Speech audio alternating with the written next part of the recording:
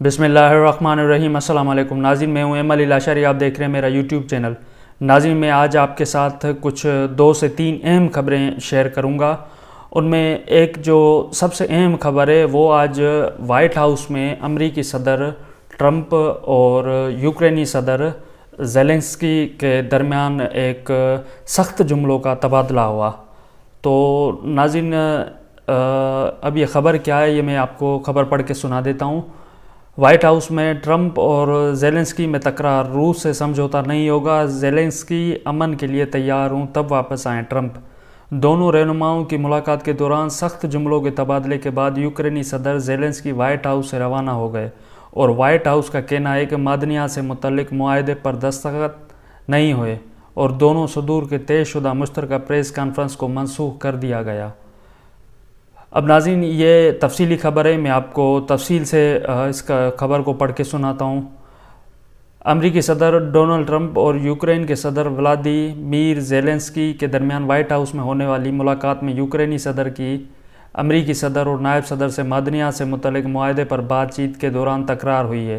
Trump ने Zelensky से कहा कि मादनियात का मुआहदा करें वरना हम पीछे हट जाएंगे, जिस पर यूक्रेनी सदर ने कहा कि रूसी सदर व्लादिमीर पुतिन के साथ कोई समझौता नहीं होना चाहिए, जिसके जवाब में सदर ट्रंप ने कहा कि ज़ेलेंस्की तीसरी आलमी जंग का ख़तरा मोल ले रहे हैं। उन्होंने अमेरिका की तौहीन की और जब वो अमन के लिए तैयार हों वापस आ सकते हैं। अमेरिकी सदर ट्रंप ने कहा कि यूक्रेन के सदर ज़ेलेंस्की ने अमेरिका की तौहीन की है और जब वो अमन के लिए तैयार हों वापस आ सकते हैं। अमेरिकी सदर ट्रंप और यूक्रेनी सदर ज़ेलेंस्की के दरमियान वाइट हाउस में होने वाली मुलाकात में सख्त जुमलों के तबादले और सदर ज़ेलेंस्की के वाइट हाउस से उठकर चले जाने के बाद social media platform truth social पर पोस्ट करते हुए लिखा कि आज हमारी बड़ी वाइट हाउस में बड़ी मानाखेज मुलाकात हुई और इस टकराव और तनाव में बहुत कुछ ऐसा जानने और समझने का मौका मिला जिसके बारे में इस सख्त तबादले की बिना जानना मुश्किल था। यह बहुत हैरान कुन है कि हम जज्बात में वो सब कैसे किए गए और मुझे ये इल्म हुआ कि अगर अमेरिका सालिसी या अमन की कोशिशों में शामिल होता है तो सदर ज़ेलेंस्की अमन के लिए तैयार नहीं है, क्योंकि उन्हें लगता है कि हमारी शमूलियत से उन्हें मुज़ाकरात में बहुत फ़ायदा होगा। उन्होंने मज़ीद लिखा कि मैं फ़ायदा नहीं अमन चाहता हूँ। उन्होंने ओवल दफ्तर में अमेरिका की तौहीन की और जब वो अमन के लिए तैयार हों वापस आ सकते हैं। अमेरिकी सदर डोनाल्ड ट्रंप और यूक्रेन के सदर व्लादिमीर ज़ेलेंस्की के दरमियान वाइट हाउस में होने वाली मुलाकात में उस वक्त बदमज़गी हो गई जब यूक्रेनी सदर की अमेरिकी सदर और नायब सदर से मादनियात से मुतल्लिक मुआहदे पर बातचीत के दौरान तकरार हुई। दोनों रहनुमाओं की मुलाकात के दौरान सख्त जुमलों के तबादले के बाद यूक्रेनी सदर ज़ेलेंस्की वाइट हाउस से रवाना हो गए और वाइट हाउस का कहना है कि मादनियात से मुतल्लिक मुआहदे पर दस्तखत नहीं हुए और दोनों सदूर के तयशुदा मुश्तरका प्रेस कॉन्फ्रेंस को मनसूख कर दिया गया। जुमे को वाइट हाउस में मीडिया नुमाइंदों के सामने होने वाली बातचीत में इस वक्त माहौल गर्म हुआ जब अमरीकी सदर ट्रंप ने यूक्रेनी सदर से कहा कि रूस के साथ मुआहदा करें वरना हम पीछे हट जाएंगे, जिसके जवाब में यूक्रेन के सदर ने कहा कि रूसी सदर व्लादिमीर पुतिन के साथ कोई समझौता नहीं होना चाहिए, लेकिन ट्रंप का कहना है कि रूस के साथ अमन मुआहदे तक पहुंचने के लिए रियायतें देना होंगी। मुलाकात के दौरान सदर ट्रंप ने सदर ज़ेलेंस्की से कहा कि आपका मुल्क जंग नहीं जीत रहा, आप हमारी वजह से इस जंग से निकल सकते हैं। अगर आपकी फ़ौज के पास हमारा दिया हुआ असला और अस्करी साजो सामान नहीं होता तो ये जंग 2 हफ्तों में ही ख़त्म हो जाती। इस मुलाकात के दौरान ट्रंप ने ज़ेलेंस्की से सवाल किया कि क्या आपने एक बार भी अमेरिका का शुक्रिया अदा किया? आपको अमेरिका का शुक्रगुजार होना चाहिए। आपके पास ऑप्शंस नहीं है, आपके लोग मर रहे हैं, आपको फ़ौजियों की कमी का सामना है। ट्रंप ने ज़ेलेंस्की से कहा कि आप तीसरी आलमी जंग का ख़तरा मोल ले रहे हैं, आप अमेरिका की तौहीन कर रहे हैं। इस मौके पर अमेरिकी नायब सदर जी.डी. वेंस ने ज़ेलेंस्की से कहा कि आपके अल्फाज इंतहाई गैर मुनासिब हैं। इस पर ज़ेलेंस्की ने उनसे सवाल पूछा कि क्या आपने एक बार भी यूक्रेन का दौरा किया और ये जानने की कोशिश की कि हमें किन मुश्किलात का सामना है।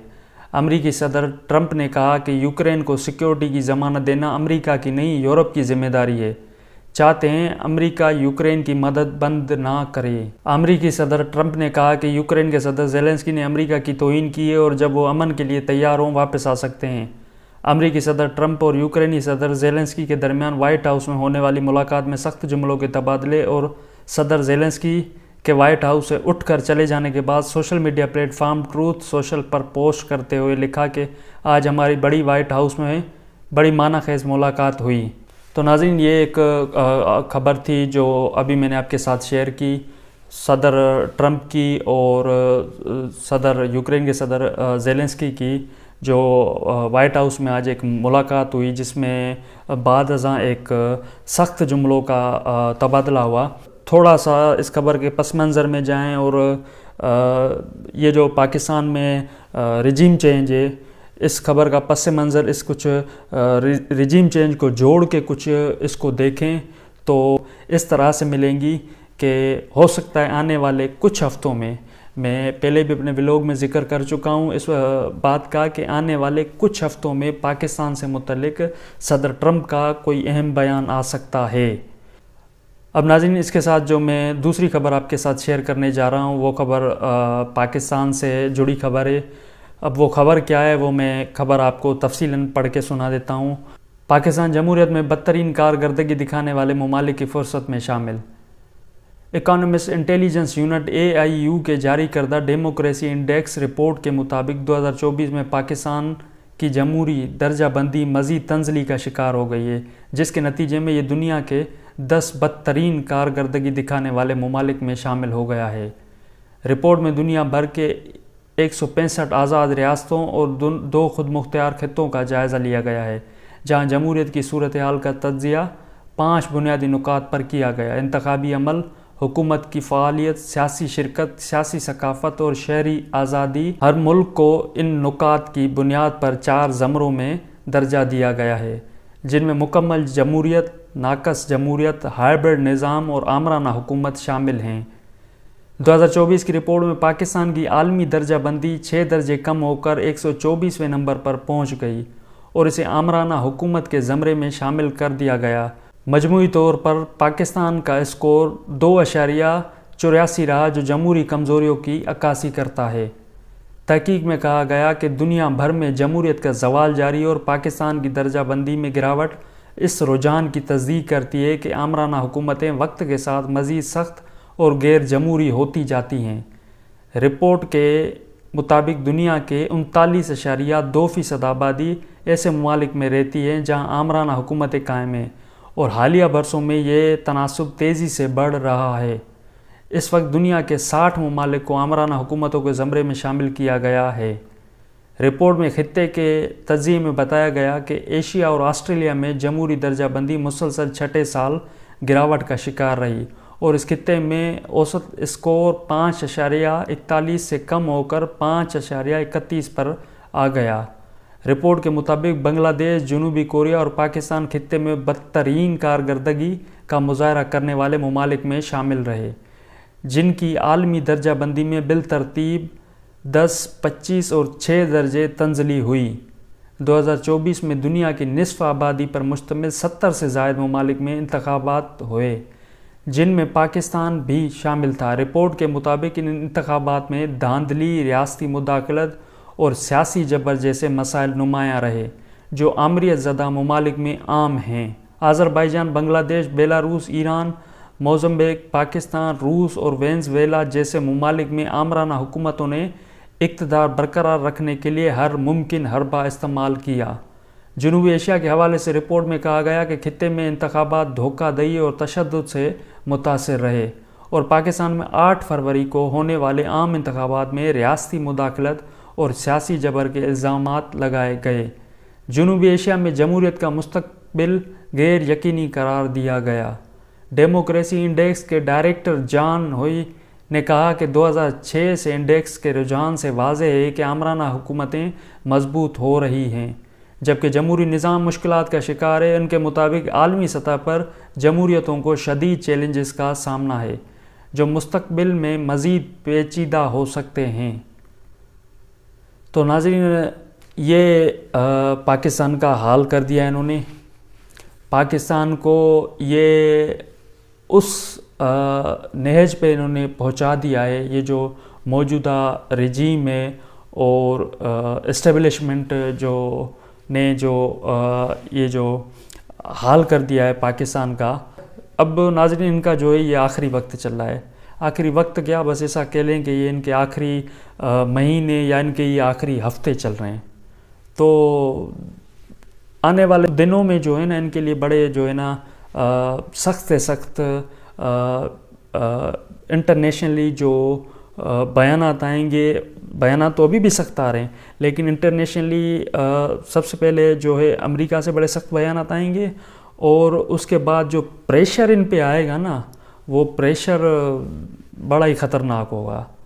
جو مطلب جس طرح کا آج جو میں نے پہلے خبر پڑھ کے سنائی، جو ٹرمپ کا جو آج یوکرین کے صدر زیلنسکی کے ساتھ رویہ تھا، جو ان کا مطلب ایک سخت جملوں کا جو تبادلہ ہوا ہے، اس میں اس بات کا اگر جائزہ لیا جائے اور حالات کو، پاکستان کے حالات کو سامنے رکھ کے، تو آنے والے وقت میں پاکستانی رجیم کے لیے جو ہے نا بہت بڑی ایک مسائل کھڑے ہونے جا رہے ہیں. اور جس لیول کے مسائل کھڑے ہونے جا رہے ہیں پاکستانی رجیم کے لیے، تو میں نہیں سمجھ رہا ہوں کہ یہ فیس کر سکیں گے ان کو، کیونکہ ان کے پیچھے تو عوام ہی نہیں کھڑی ہے نا. یہ تو فارم 47 کی پیداوار ہیں، فارم 45 کی تو پیداوار ہے ہی نہیں. پاکستان مسلم لیگ نواز 17 سیٹیں جیتی ہوئی ہے. ملک کا جو صدر ہے وہ 24 سیٹوں والا صدر آصف علی زرداری. تو اب حالات جس طرف جا رہے ہیں نا، تو یہ پریشر تو بالکل سوال ہے. پریشر ناظرین ہمیشہ ایک بات یاد رکھیے گا، انٹرنیشنلی پریشر، بیرونی دباؤ جو بھی ہوتا ہے نا، وہ ہمیشہ اس دباؤ کو وہ حکومتیں برداشت کر لیتی ہیں جو حکومتیں عوام کی طاقت سے آئی ہوئی ہوتی ہیں، عوام کے مینڈیٹ سے آئی ہوئی ہوتی ہیں، نہ کہ جو چوری کے مینڈیٹ سے آئی. چوری کے مینڈیٹ سے آئی ہوئی حکومتیں کبھی بھی جو ہے نا انٹرنیشنل دباؤ کبھی بھی برداشت نہیں کر سکتی، اور ایک خاص طور پہ پاکستانی رجیم تو کبھی بھی برداشت نہیں کر سکے گی. یہ میں نہیں سمجھ رہا ہوں کہ یہ اس لیول پہ یہ برداشت کر پائیں گے. اور ناظرین اس کے علاوہ جو میں آج آپ کے ساتھ آج کی تیسری خبر شیئر کرنے جا رہا ہوں، وہ خان صاحب سے ریلیٹڈ خبر ہے.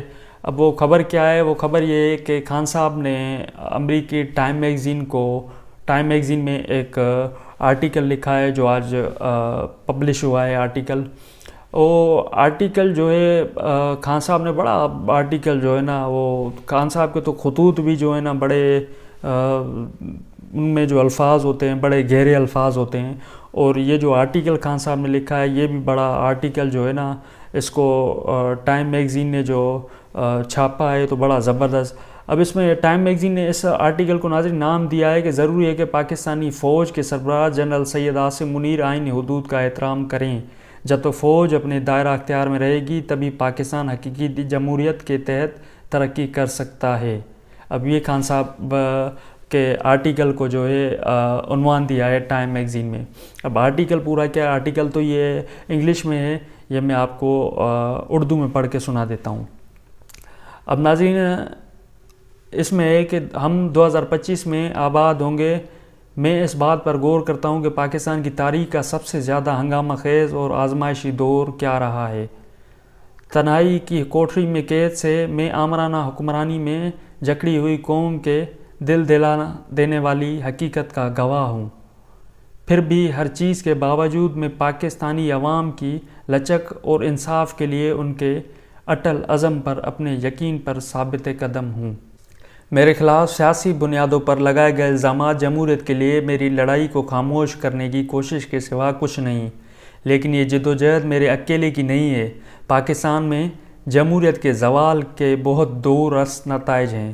عدم استحکام کا شکار پاکستان علاقائی سلامتی کو خطرے میں ڈالتا ہے، تجارت میں خلل ڈالتا ہے اور عالمی جمہوری اقدار کو کمزور کرتا ہے.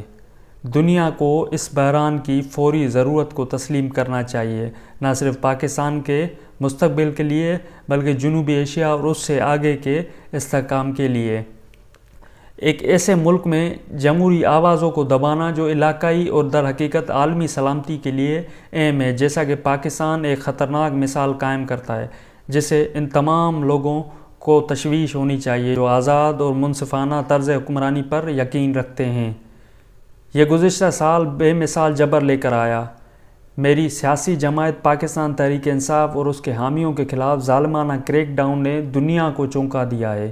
بین الاقوامی حقوق کے گروپوں اور اقوام متحدہ نے فوجی عدالتوں میں من مانی حراستوں اور سیاسی طور پر چلنے والے مقدمات کی دستاویز کی ہے۔